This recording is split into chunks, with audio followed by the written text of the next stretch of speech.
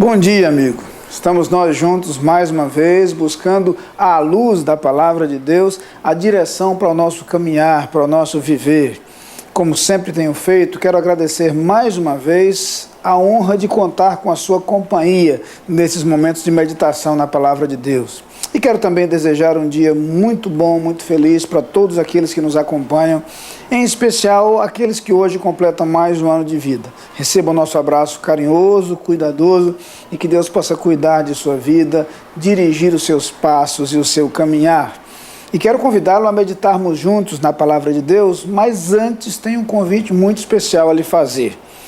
Na próxima semana celebraremos o aniversário de nossa igreja. A Capunga completa no dia 19 de abril 89 anos. Nós teremos um culto especial realizado no dia 18, quarta-feira. E naquele culto teremos a alegria de receber como pregador o pastor Tomás Munguba, pastor da Igreja Evangélica Batista de João Pessoa, filho do pastor Munguba Sobrinho, que você vê nessa foto do antigo templo aqui ao meu lado. Pastor Munguba foi pastor da Capunga por 37 anos, foi inclusive aquele que conduziu a igreja durante a construção do majestoso templo que temos hoje. E vai ser uma alegria receber o pastor Tomás no momento em que celebramos 89 anos e lançamos já as celebrações dos 90 anos. Ao longo de todo este ano, uma série de programações especiais marcarão a celebração dos 90 anos da igreja. Você então é convidado a começar conosco nesse culto especial no próximo dia 18 de abril. Agora vamos à palavra de Deus. Quero convidá-lo a abrir a sua Bíblia ou a acompanhar conosco a leitura do texto de Lucas capítulo 24. E encontramos uma interessante narrativa, vamos a um dos últimos versículos desse capítulo. Então lhes abriu o entendimento para que compreendessem as Escrituras.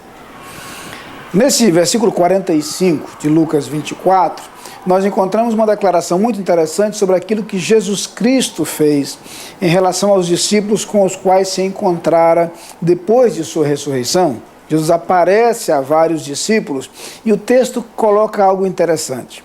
Jesus se ocupou de se sentar com eles para explicar as Escrituras. Por que é interessante pensar nisso? Por algumas razões. Uma delas é que na Bíblia Sagrada nós encontramos as verdades mais preciosas para a nossa vida. Na Bíblia nós temos um manual de vida, ensina-nos tudo em relação ao nosso modo de viver e de proceder. Mas na Bíblia também temos a mensagem em relação à vida eterna. É na Bíblia que encontramos Deus se apresentando. É na Bíblia que encontramos o plano de Deus para a nossa vida, o seu desejo para o nosso viver. E é ali que encontramos, então, a instrução sábia e direta para cada decisão que temos a tomar. Porque nela encontramos os princípios que devem nortear o nosso modo de viver, que devem conduzir o nosso comportamento. Mas é interessante perceber que as Escrituras precisam ser entendidas como um todo, como um conjunto. Principalmente quando nós vislumbramos o chamado Antigo Testamento e o Novo Testamento. Para aqueles que conhecem menos as Escrituras, eu quero lembrar que o texto da Bíblia é dividido dessas duas partes. O Antigo Testamento relata acontecimentos anteriores à vinda de Cristo. O Novo Testamento apresenta a história a partir do nascimento de Jesus Cristo. Descobrimos então que principalmente o Antigo Testamento só vai poder ser entendido de maneira mais completa à luz do Novo Testamento. À luz da revelação completa, nós podemos entender melhores detalhes do começo da revelação. É isso que Jesus Cristo faz. Ele se encontra com seus discípulos e começa a mostrar que aquelas coisas que estavam acontecendo eram o cumprimento do que estava previsto no Antigo Testamento. O que mostra algumas coisas importantes, mostra, por exemplo, a unidade das Escrituras. E é extraordinário perceber este fato. Nenhum outro documento, nenhum outro livro ao longo da história sequer se aproxima do que acontece em relação às Escrituras.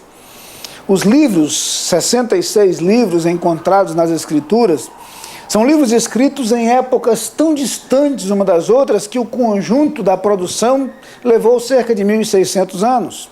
Livros escritos por dezenas de homens diferentes, dezenas de autores diferentes, pelo menos 40 deles.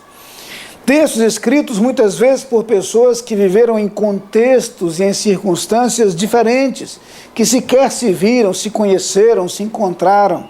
No entanto, é extraordinário perceber a unidade preservada nesses livros. Do Gênesis ao Apocalipse, há uma mensagem linear, há uma mensagem única, que somente pode ser explicada pelo fato de que Deus é o autor das Escrituras. Ele usou homens para registrar a sua revelação, mas é Ele quem nos fala através da Bíblia, é Ele quem nos fala através da sua palavra. Por isso, o primeiro livro da Bíblia, nos primeiros capítulos, já fala da mensagem central da Bíblia, aquele que viria, enviado por Deus para esmagar a cabeça da serpente. Ao longo de todos os livros do Antigo Testamento, essa mensagem é lembrada. No último capítulo do Antigo Testamento, Malaquias 4, versículo 2, nós lemos: mas para vós que temeis o meu nome, nascerá o sol da justiça e salvação trará debaixo de suas asas. A mensagem permanece a mesma. O primeiro capítulo do Novo Testamento fala daquele que viria e seria chamado Jesus, porque salvaria o seu povo dos seus pecados. Esta mensagem nos acompanha ao longo de todo o Novo Testamento, para terminar no livro do Apocalipse, em seu último capítulo, fazendo referência a Cristo como o centro de toda a história, o princípio e o fim. Esta unidade das Escrituras nos faz perceber sua origem divina, nos faz entender melhor o seu poder transformador, nos faz acreditar em sua veracidade. Por isso, quando Jesus ressurge dentre os mortos, quando Jesus ressuscita, ele vai a seus discípulos e começa a explicar as Escrituras e mostrar este fio condutor, essa unidade.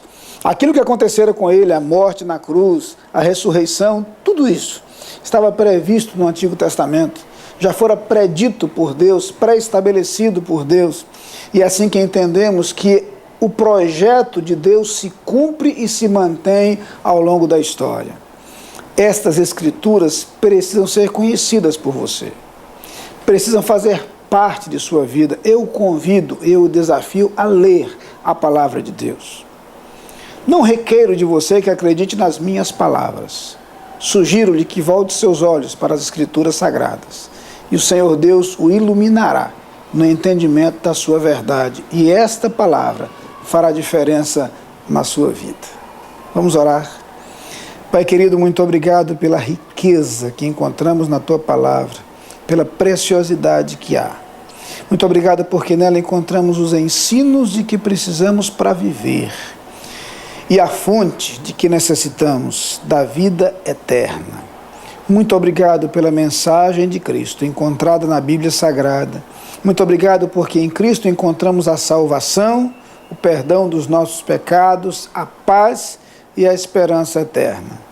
Que cada um daqueles que nos assistem nesse instante tenha o privilégio de conhecer esta palavra, de conhecer esta mensagem, e através dela encontrar a liberdade que há em Jesus. É esta oração que te fazemos nesse instante, em seu nome. Amém.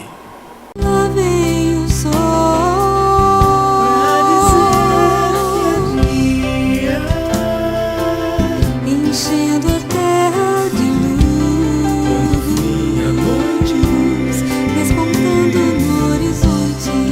Lá vem o sol quando fim a noite, pra dizer que é dia.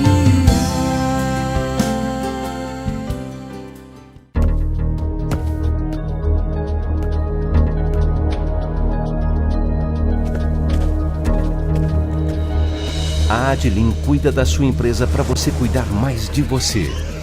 Adlin Consultoria e Gestão em Serviços. 30 anos de trabalho. ISO 9001 e 14001. Soluções empresariais inteligentes e personalizadas em mais de 200 áreas. Adlin. Experiência de sobra para sobrar mais tempo para você.